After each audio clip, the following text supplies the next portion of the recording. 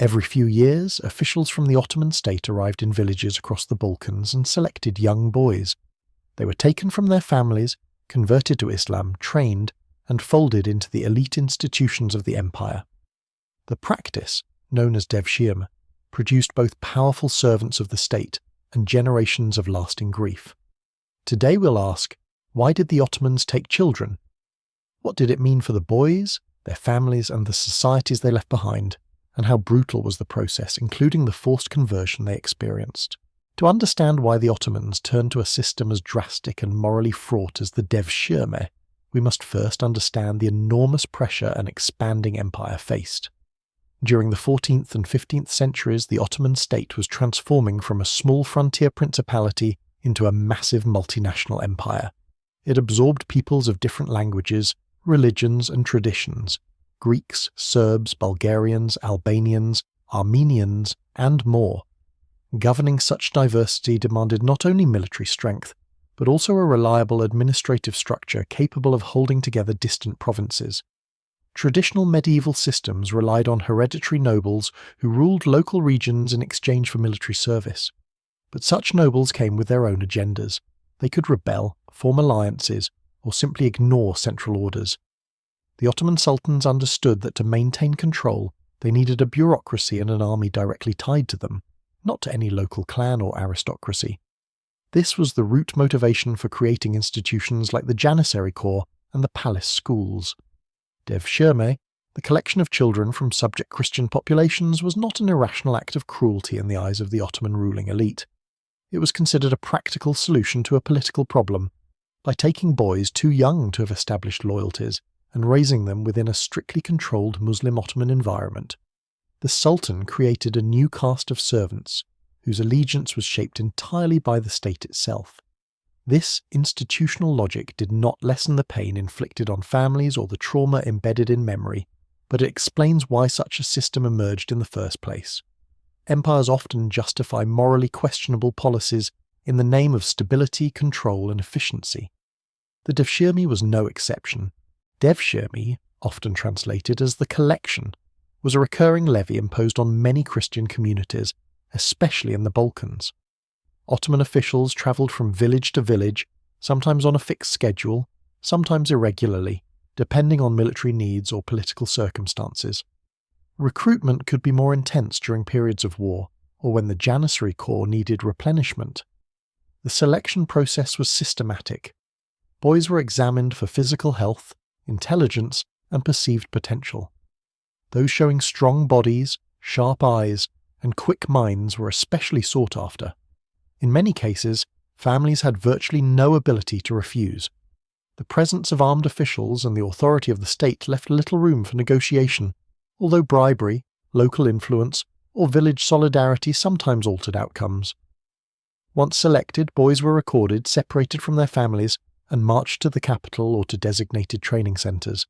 This journey could take weeks. For the boys, it was disorienting. New languages, unfamiliar landscapes, and the knowledge that they might never see their homes again. For parents, the process was devastating. Tears, pleas, and desperate attempts to hide children are commonly mentioned in historical records and oral traditions across the region. The scope of the Devshirme changed through the centuries. In some periods it was intense, in others it was loosely enforced. Certain groups, such as the inhabitants of some mountain regions or important merchant families, might be exempt. Nevertheless, for many Christian communities, the arrival of the Devshirmeki, or the child collectors, became one of the most feared events in the rhythm of village life. Even generations after the system stopped, stories continued to circulate, shaping cultural memory deeply. To the Ottomans, this system was justified as a way to recruit the most promising youths. But to the families who lived through it, it was nothing less than the involuntary seizure of their children. One of the most defining and traumatic aspects of the Devshirme was the forced and systematic conversion of Christian boys to Islam. This was not an optional or symbolic step, it was a central part of the institution. The boys were expected to abandon the religious traditions of their birth and adopt the faith of the empire. This step was presented by the Ottoman state as part of their integration into the palace system and military structure. But for the children, it meant the loss of the spiritual world they grew up in. Upon arrival in Ottoman custody, The boys were given new Muslim names and taught the basics of Islamic practice: prayer, ritual cleanliness, and memorization of religious texts. They were circumcised according to Islamic custom, a physical marker of conversion that underscored the permanence of their new identity. They were then distributed either into Muslim Turkish families in Anatolia or into specialized schools where they underwent rigorous training. This transition represented more than a religious shift. It was a total transformation of identity. The boys had to learn Ottoman Turkish, adopt Ottoman manners, and train under strict discipline. They were encouraged and sometimes compelled to forget the languages of their birth. Speaking their native tongue could lead to punishment or reprimand, depending on the period. The goal was to create individuals whose cultural and spiritual worlds were aligned entirely with the Ottoman state. Many boys struggled deeply with this forced transformation. Letters, later testimonies, and community traditions reveal that some never fully overcame their longing for home. Others adapted more readily, particularly as they discovered the opportunities the system provided. Still others rose within the ranks yet maintained quiet memories of their childhoods. But whether they resisted or adapted, the fact remained: this change was imposed on them without consent. The spiritual rupture, the severing from ancestral faith, customs, and family, was recognized even by some Ottoman writers as a harsh and painful element of the system. Now let's see what happens when we ask to Google, what did Ottomans do to young Balkan boys? Ottoman officials would take male Christian children aged 7 to 20 from Eastern, Southern and Southeastern Europe and relocate them to Istanbul, where they were converted, circumcised, assimilated, and trained to serve in the Janissary infantry corps or for palace duties, which basically sums up the whole video. However, the Ottoman state's motivations for maintaining such a controversial system were rooted in its political and administrative philosophy. In a world where hereditary elites often challenged central authority, the Ottomans wanted a dependable and loyal power base built directly from the ground up. Boys taken through the Devshirme were raised to rely entirely on the Sultan. They had no competing loyalties, no noble families, no tribal connections, no inherited estates. Their rise in society depended solely on merit and obedience within the Ottoman hierarchy. This was especially important in the Janissary corps.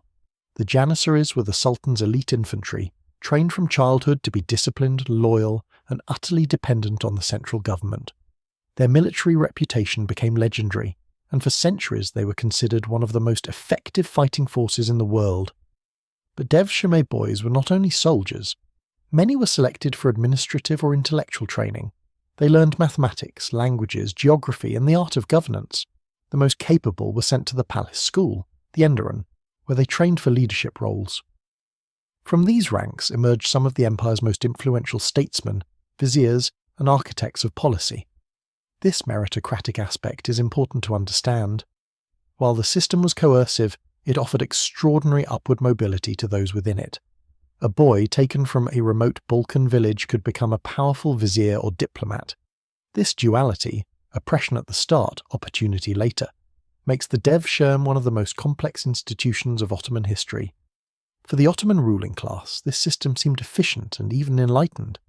For the families who lost their children, it was devastating. These two perspectives existed simultaneously and continue to shape discussions today. When people speak of the brutality of the Devshirme, it's important to understand that brutality comes in many forms. While modern audiences often associate brutality with graphic physical violence, the suffering in the Devshirme was as much psychological and cultural as it was physical. At its core, the Devshirme involved the forced removal of children from their families, one of the deepest and most universally recognized forms of human sorrow. Parents had no legal power to resist. For many communities, the levy felt like a wound in the heart of the family and the church. The forced conversion to Islam added another layer of pain, representing a severing from spiritual heritage that defined identity and belonging. Physical hardship existed as well. Boys endured demanding marches, strict discipline, and rigorous training. Punishments could be harsh by modern standards, particularly in the early centuries when the Janissary corps was most rigid. The forced circumcision that accompanied conversion was another undeniable element of physical coercion. But to describe the Devshirme's brutality only in terms of physical acts is to miss its larger impact.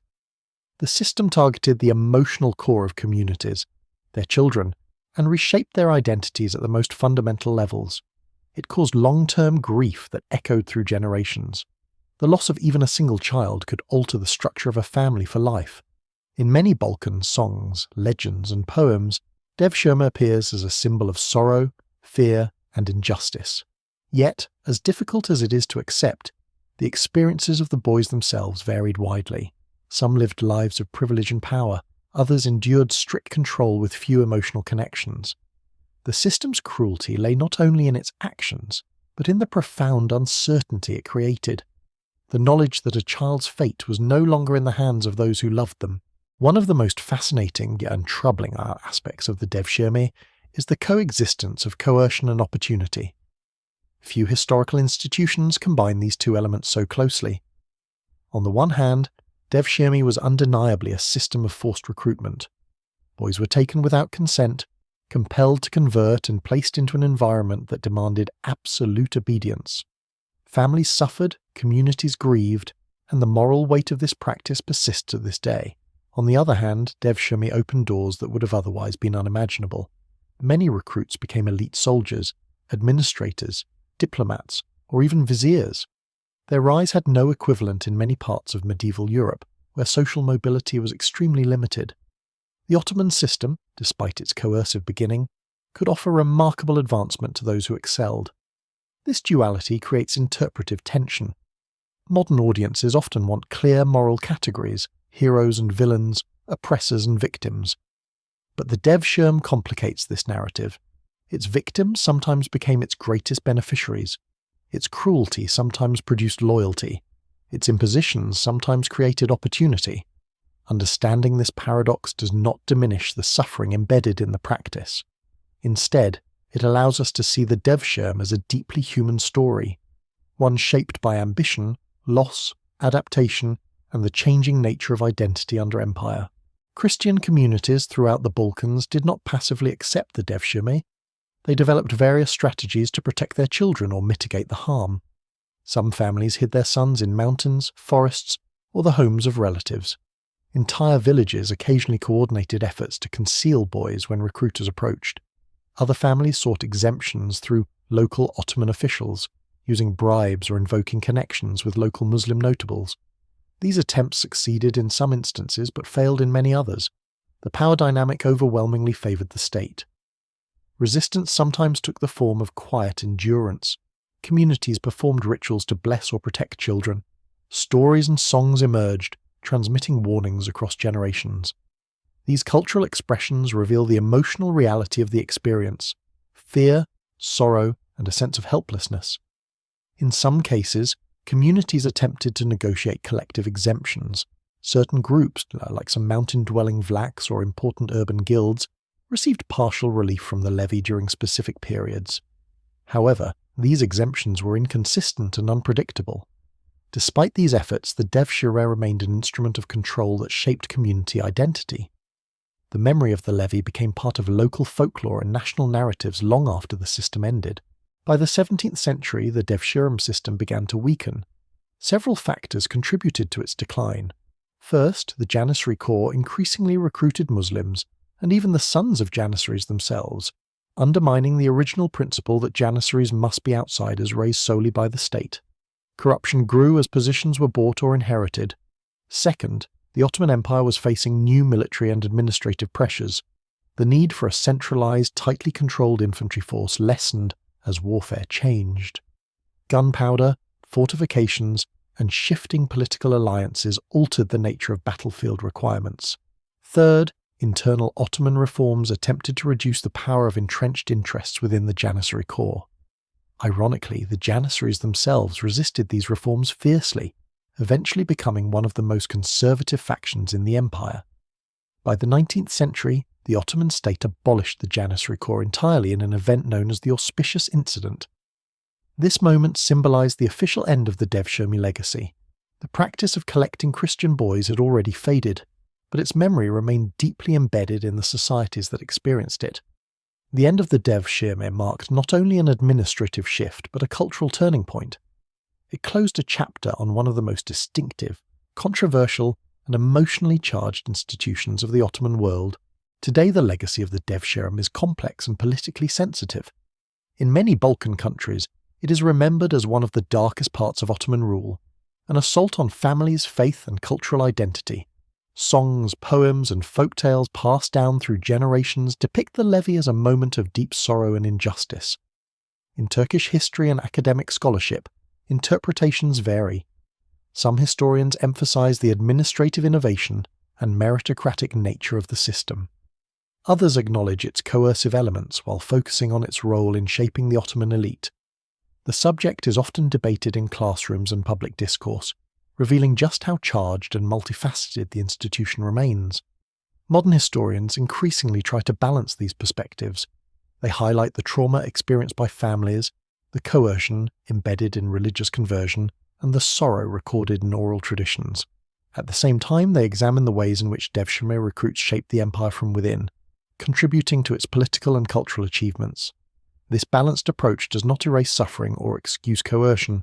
Rather, it recognizes that history is rarely simple. The Devshirme was both an instrument of imperial power and a transformative life path for those caught within it. Understanding its legacy requires empathy, nuance, and a willingness to confront difficult truths. In the end, the Devshirme forces us to ask deeper questions about empire, identity, and the cost of state power. Questions that continue to resonate in our world today. So why did the Ottomans take young innocent boys, at the simplest level, to build a loyal administrative and military class? But the full story reaches far deeper. The Devshirme inflicted real suffering, divided families, and forcibly changed religious and cultural identity. It also produced individuals who achieved high status, shaped policy, and left their own mark on history. The contradictions of the Devshirme remind us that history is not a tidy moral tale. It is a tapestry woven from ambition, coercion, resilience, and transformation. To study it honestly is to honour both the pain of the families who lost their children and the complex lives of the boys who were reshaped by the empire. If you found this video meaningful, share your thoughts in the comments. History deserves careful conversation, especially when it touches the deepest human experiences of loss, identity, and power.